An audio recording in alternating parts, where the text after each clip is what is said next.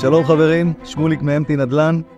אני רוצה להראות לכם בית שנמצא ברחוב אלישע כהן בנחלת יהודה, בית מהמם. אני חושב שלא תראו בית כזה, בית מעוצב ברמה.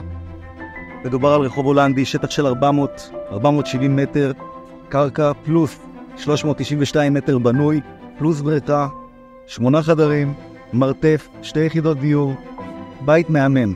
רק לבוא, להיכנס ולראות.